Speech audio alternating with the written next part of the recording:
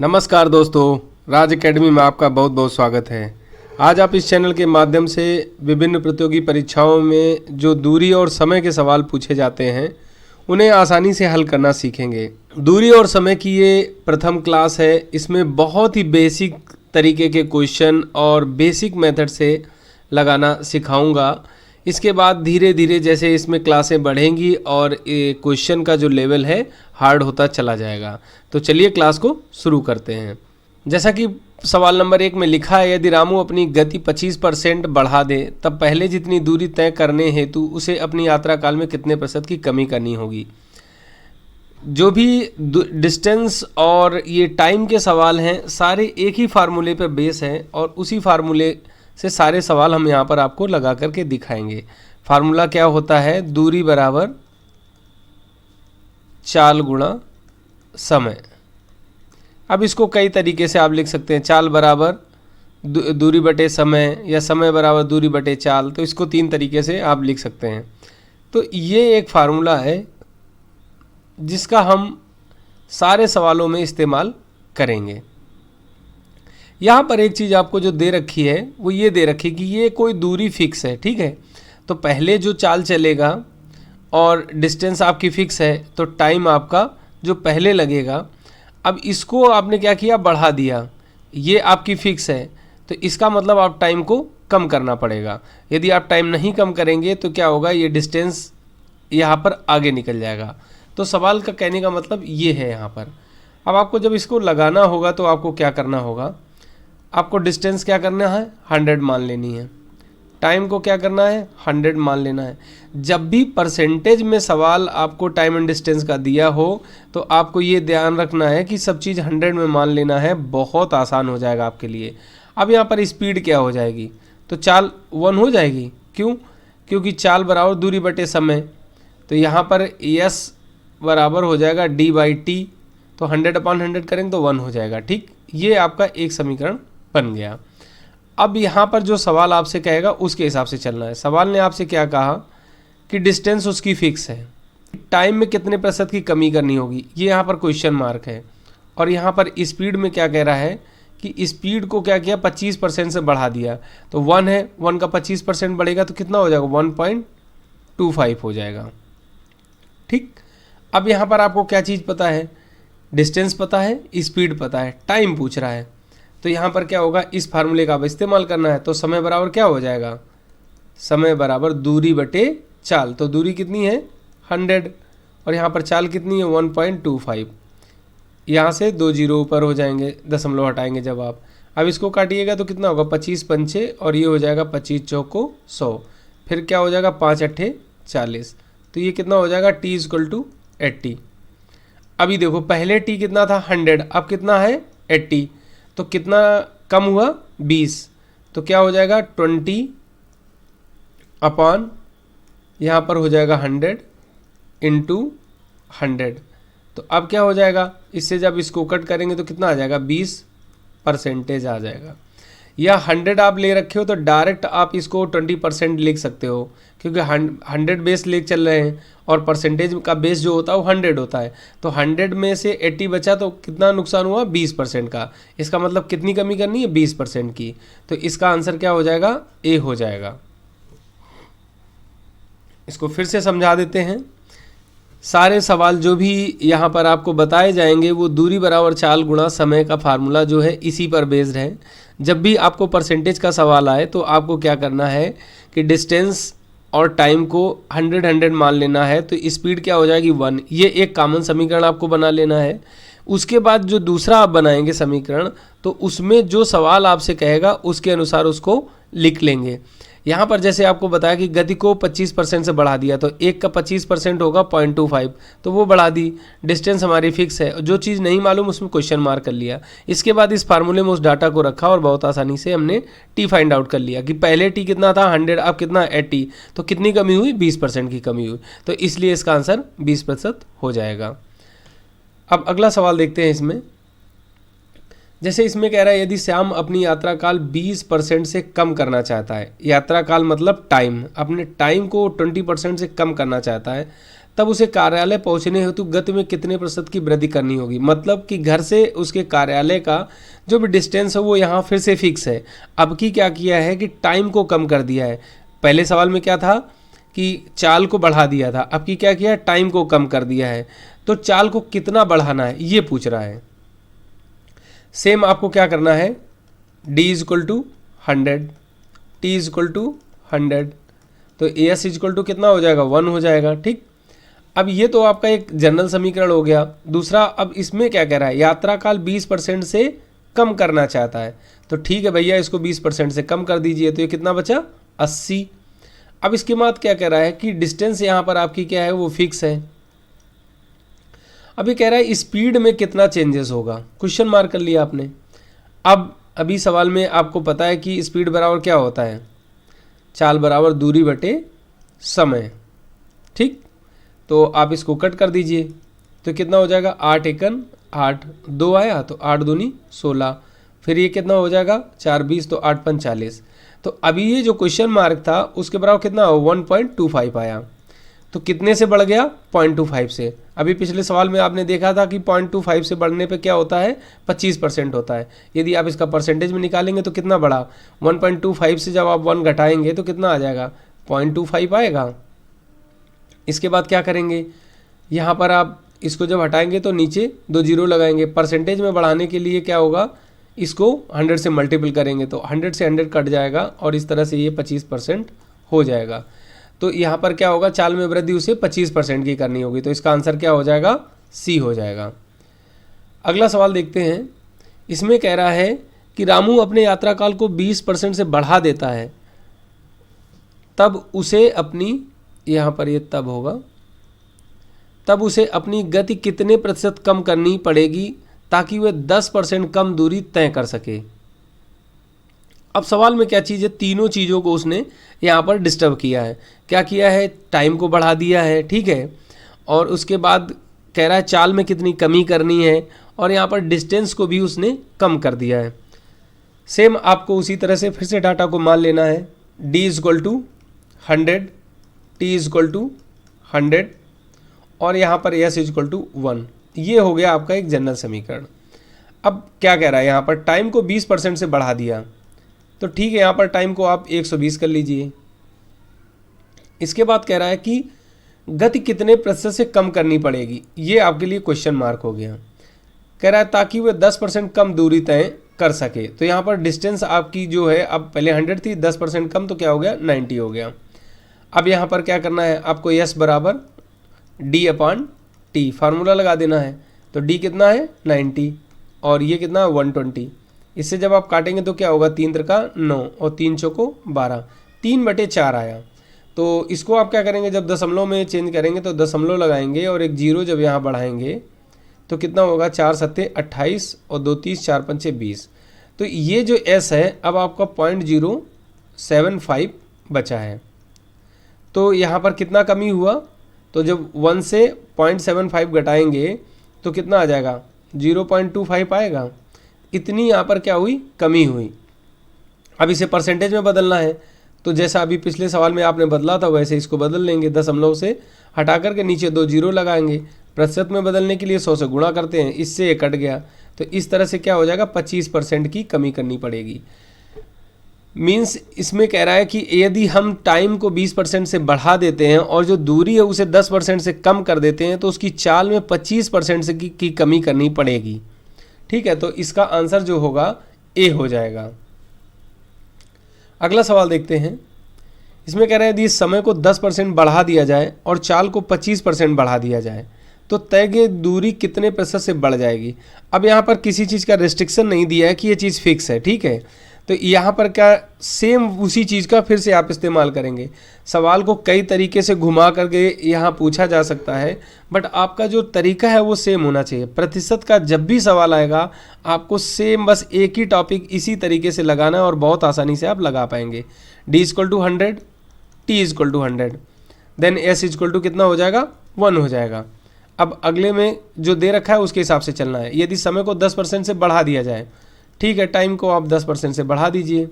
चाल को 25% से बढ़ा दिया जाए, चाल को आप 25% से बढ़ा दीजिए। फिर कह रहा है तय की गई दूरी कितने प्रतिशत से बढ़ जाएगी, यहाँ पर क्वेश्चन मार्क है। फार्मूला लगा दीजिए, एस इक्वल टू क्या होता है, डी बाई टी होता है। ठीक, तो यहाँ पर क्या है, एस आपको पता है 1.25, डी आपको नहीं पता है अभी, और यहाँ पर ये पता है आपको 110 है। क्रॉस मल्टीपल करेंगे तो डी इक्वल टू कितना आ जाएगा, 0, 11 पचे 55, 11 दूनी 22 और 22 5 27, 11 कन 11 2 13, 2 अंक पर दशमलव है।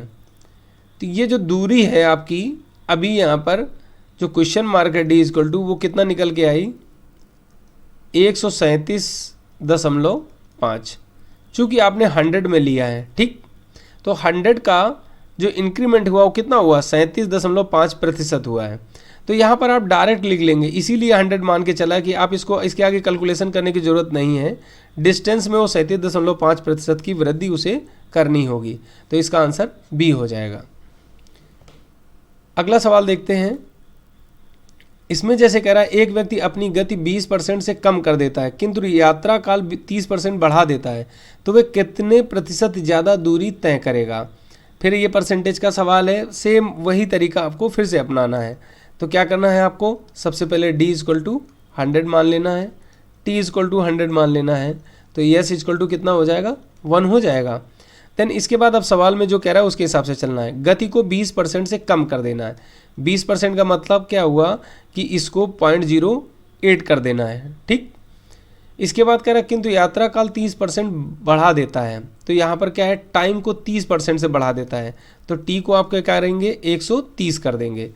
तो कितना प्रतिशत ज़्यादा दूरी तय करेगा। फिर यहाँ पर आपसे डिस्टेंस में क्वेश्चन मार्क है। ठीक, अब आपको फिर से क्या करना है, एस बराबर डी बाई टी लगा देना है। इसमें ये जनरल है और हमेशा इस पे आपको काम करना है। तो आपको यहाँ पर दे रखा है 0.08, तो यहाँ क्या लिखेंगे 0.08, डी हमको पता नहीं है और यहाँ टी हमको कितना पता है, 130 है। क्रॉस मल्टीपल कर देंगे तो डी इक्वल टू कितना हो जाएगा, 13 पचाई 65 तिरछंग 78 23 7 91 13 अट्ठे 104, तो 13 अट्ठे 104 और 1 0 ये वाला। इसके बाद दशमलव है यहाँ पर, तो हम क्या करेंगे, यहाँ पर दशमलव लगा देंगे। अब ये जो डी मुझे मालूम नहीं था वो मैंने यहाँ से फाइंड आउट कर लिया कि डी कितना हो गया, 104 हो गया।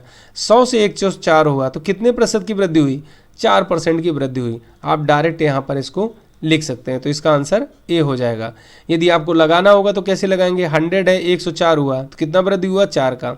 मूलधन कितना था 100, बड़ा कितना 104, तो यहाँ क्या करेंगे, नीचे 100 लिखेंगे और इसके बाद क्या होगा, प्रतिशत में बदलने के लिए 100 से गुणा करते हैं, इसलिए 100 से 100 कट गया और ये 4% हो जाएगा। तो इस तरह से इसको लिखते हैं। अगला सवाल देखते हैं। इसमें कह रहा है जैसे एक ट्रेन स्टेशन ए से स्टेशन बी तक 25 किलोमीटर प्रति घंटा की रफ्तार से जाती है तथा पुनः 50 किलोमीटर प्रति घंटा की रफ्तार से वापस आती है, पूरी यात्रा में औसत गति क्या होगी।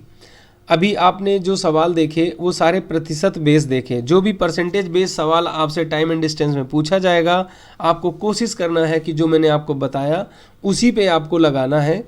आप बहुत आसानी से बहुत कम समय में उस सवाल को लगा पाएंगे। जब आपको औसत का सवाल पूछा जाएगा तो आपको एक चीज़ ध्यान रखना है कि औसत चाल बराबर कुल दूरी बटे कुल समय होता है। आपको मैक्सिमम ट्राई करना है कि समय को सही से फाइंड आउट कर लेना है। समय नीचे रहता है तो उसे बटे वगैरह में नहीं रखना है। उसके लिए आप एलसीएम ले सकते हैं, बड़ी संख्या बना सकते हैं, ताकि आपका कैलकुलेशन गलत ना हो और कैलकुलेशन बहुत जल्दी हो जाए। तो इस सवाल को लगाते हैं। जैसे यहाँ पर आपको दे रखा है स्टेशन ए और बी, ठीक इस तरह से दे रखा है।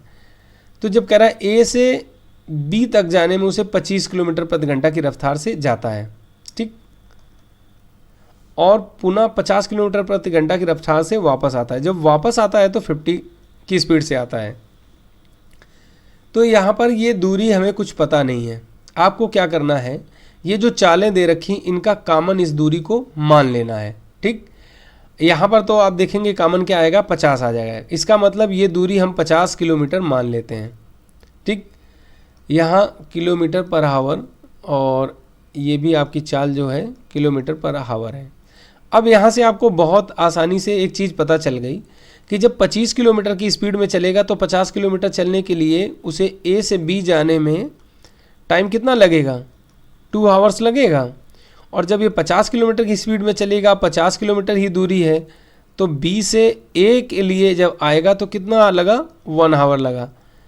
यहाँ पर औसत गति पूछी गई है और औसत गति बराबर जो होता है कुल दूरी बटे कुल समय होता है। ठीक है, एवरेज में हमेशा ये चीज़ को ध्यान रखना है। अगर कुल दूरी बोलेगा, औसत गति दे रखा होगा तो आपको कुल समय से मल्टीपल कर देना है, फार्मूला वही रहेगा।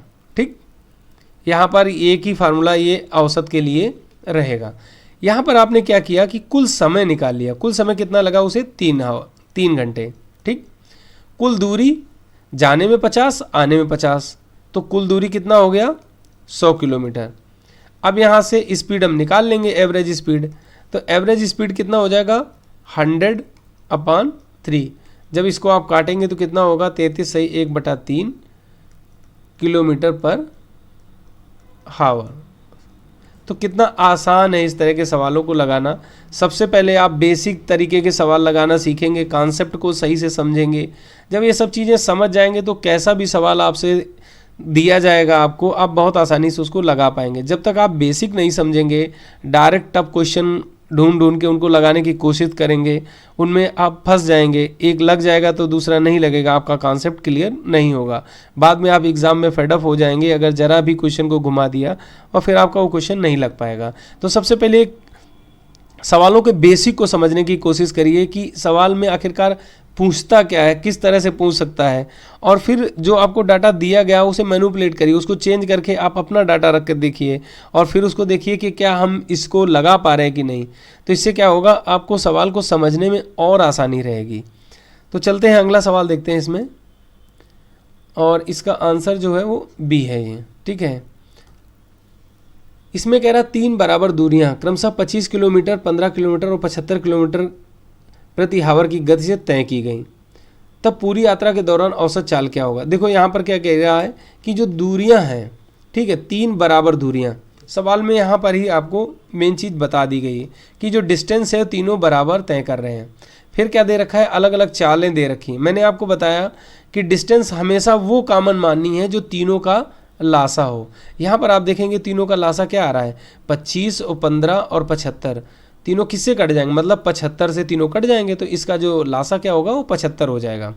इसका मतलब ये दे रखा है कि ये जो दूरी है वो 75 है, यहाँ भी दूरी 75 है और यहाँ भी दूरी 75 है। ये 3 दूरियाँ अलग अलग हैं। ये 25 की स्पीड में चली जा रही है, ये 15 की स्पीड में और ये 75 की स्पीड में। तो इसको कितना लगेगा, 1 आवर लगेगा। इसको कितना लगेगा, 15 × 75, 5 घंटे लगेंगे, और इसको 3 घंटे लगेंगे। एक चीज़ आपको यहाँ से सारा टाइम पता चल गया।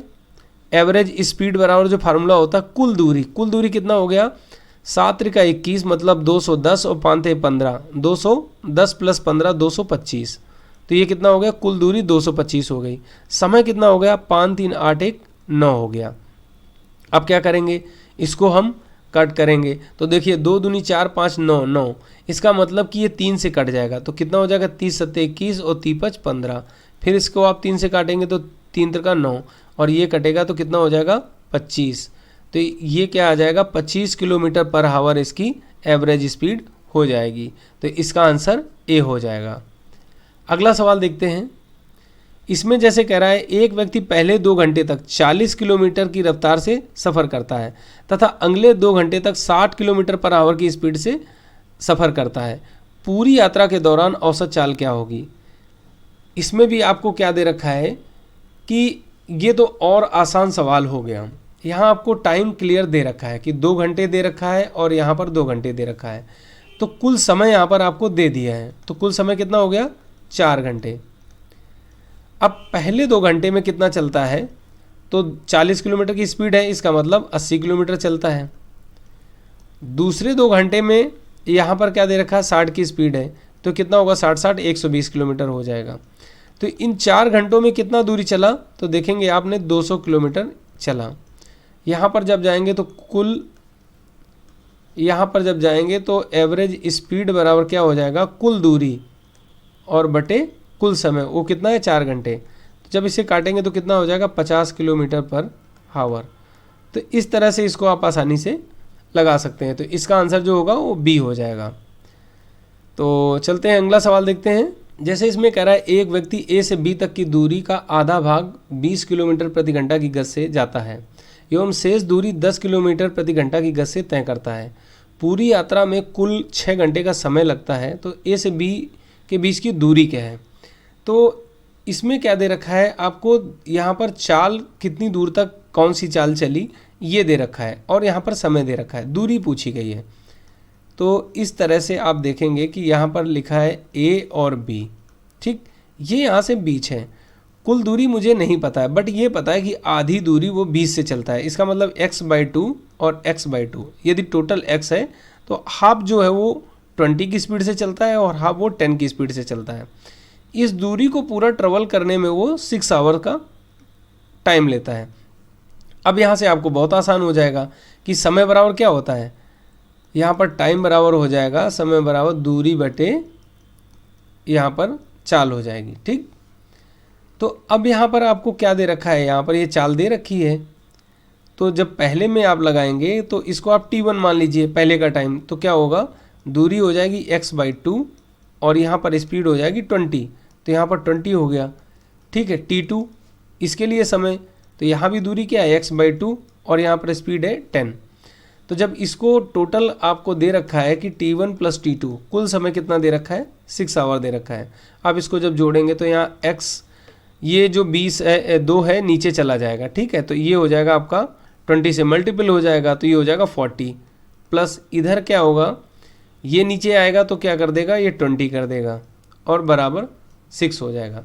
अब आपको क्या करना है, इसको और आसानी से सॉल्व करने का जो तरीका रहेगा वो आप इसको ऐसे लिख सकते हैं, x/20 है तो इसमें 2 से ऊपर नीचे मल्टीपल कर दीजिए। अभी भी तो सेम ही चीज़ लिखी है, तो फिर आपको क्या करना होगा, x/40 हो जाएगा और ये यहाँ पर 2x/40 हो जाएगा। अब आप देखेंगे कि बेस जब बराबर होता है तो हम ऊपर का डायरेक्ट यहाँ पर अंश को जोड़ लेते हैं। तो कितना हो जाएगा, 3x/40 = कितना हो जाएगा, 6 हो जाएगा, ठीक है। तो अब इसको काटेंगे तो 3 दूना 6 हो जाएगा। फिर क्या करेंगे, क्रॉस मल्टीपल कर देंगे तो x बराबर इस तरह से कितना हो जाएगा, 80 किलोमीटर हो जाएगा। अब ये मेरा उत्तर सही है कि नहीं, इसको हम यहीं पर वेरीफाई भी कर सकते हैं। कैसे कर सकते हैं कि जब हमें चाल 20 किलोमीटर दे रखा है, ठीक है, तो इसका मतलब ये 40 है और ये 40 दूरी है जो कि मैंने यहाँ पर निकाली है। तो जब ये 40 किलोमीटर है तो 20 की 40 से चलेगा तो कितना लगेगा, 2 घंटे लगेंगे। ये 40 किलोमीटर है, 10 की स्पीड में चलेगा तो कितना लगेगा, 4 घंटे लगेंगे। और सवाल में आपको दोनों को कितना दे रखा है, 6 घंटे, और 6 घंटे आपने निकाला। इसका मतलब आपका ये उत्तर 100% सही है। तो यहाँ पर इसका आंसर डी हो जाएगा। अगला सवाल देखते हैं। इसमें कह रहा है एक व्यक्ति बिंदु ए से बिंदु बी की 150 किलोमीटर की दूरी को 3 घंटा 20 मिनट में तय करता है एवं उसे बी से वापस ए तक आने में 4 घंटा 10 मिनट समय लगता है। ए से बी तक उसे जाने की गति उसके पूरे यात्रा काल का औसत गति से कितना अधिक है। यहाँ पर क्या हुआ कि आपसे एवरेज पूछा गया है और उस एवरेज को निकालने के बाद में एक तरफ के जाने की दूरी से उसमें डिफरेंस कितना है ये पूछा गया है। औसत हमेशा सबसे बड़ी वैल्यू से छोटा और सबसे छोटी वैल्यू से बड़ा होता है। इसका मतलब ये कह सकते हैं कि यदि आपको कोई वैल्यूज़ दे रखी हैं तो उन्हें अगर क्रम में रखा जाए तो जो औसत है वो छोटी संख्या से बड़ा और बड़ी संख्या से छोटा होता है, मतलब दोनों के बीच में ही होता है। अब यहाँ पर ए से बी बिंदु की जो 150 किलोमीटर की दूरी यहाँ पर फिक्स है, ये 150 किलोमीटर आपको दे रखी है। जाने का समय 3 घंटा 20 मिनट, आने का समय 4 घंटा 10 मिनट। कुल समय आपको यहाँ से पता चल गया कितना है, 3 4 7 घंटे 30 मिनट। तो 7 घंटा 30 मिनट को क्या लिख सकते हैं हम, 15/2 घंटे भी इसे लिख सकते हैं, ठीक। अब यहाँ पर आने जाने में कुल दूरी कितना हो जाएगा, तो जाने का 150 आने का 150, तो ये हो गया 300 किलोमीटर। तो यहाँ पर क्या होगा, औसत चाल क्या हो जाएगी, कुल दूरी बटे कुल समय। ये 2 जो इसके बटे में है ये ऊपर चला जाएगा, ठीक। 15 दूनी 30 और 20 दून 40। तो इसकी जो चाल होगी वो 40 किलोमीटर पर आवर होगी। ये तो हो गई उसकी एवरेज। सवाल में कह रहा है ए से बी तक उसकी जाने की गति। अब ए से बी जब जा रहा है तो उसकी गति पूछ रहा है, तो यहाँ पर क्या होगा, चाल बराबर ए से बी के लिए दूरी बटे समय। समय कितना है, 3 घंटा 20 मिनट। 20 मिनट का मतलब क्या होता है, तो 20 बटे जब आप 60 करेंगे, क्योंकि 1 घंटे में 60 मिनट होता है, तो 1/3 हो गया। इसका मतलब क्या हुआ कि 3 सही 1/3 ये टाइम हुआ। तो जब इसे सिंपल भिन्न में जब चेंज करेंगे तो ये 3 त्रिका 9 1 10/3, तो जो आपको टाइम है वो 10/3 घंटा यहाँ पर ये समय बनेगा। तो चाल बराबर क्या होगा, कुल दूरी बटे कुल समय, तो ये 10 और यहाँ बटे 3 हो जाएगा, तो ये 3 क्या हो जाएगा, ऊपर चला जाएगा।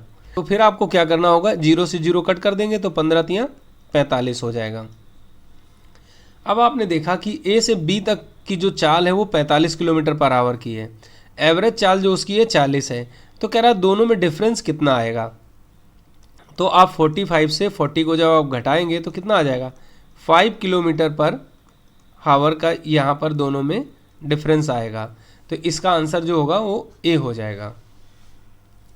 तो आपने देखा कि एवरेज के जो भी सवाल होंगे वो औसत चाल वाला फार्मूले से आपको हमेशा ध्यान रखना कि टाइम को फाइंड आउट कर लेना है। जब आप टाइम फाइंड आउट कर लेंगे तो डिस्टेंस आपको पता चल जाएगी, वो अक्सर आपको डिस्टेंस क्लियर देगा। तो डिस्टेंस निकालने में प्रॉब्लम आपको नहीं होगी, आपको प्रॉब्लम होगी तो टाइम निकालने में होगी। जब भी आपको सवाल में ज़्यादातर दिया जाता है तो टाइम को सही से फाइंड आउट करने के लिए प्रॉब्लम क्रिएट की जाती है।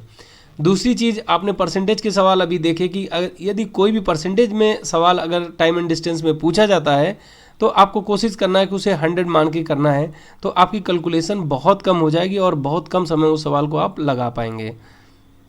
तो इस तरह से आज टाइम एंड डिस्टेंस में मैंने आपको एवरेज और परसेंटेज से रिलेटेड जो सवाल हैं वो लगाना सिखाया। तो इसी के साथ इस क्लास को समाप्त करते हैं, मिलते हैं अगली क्लास में। Thank you.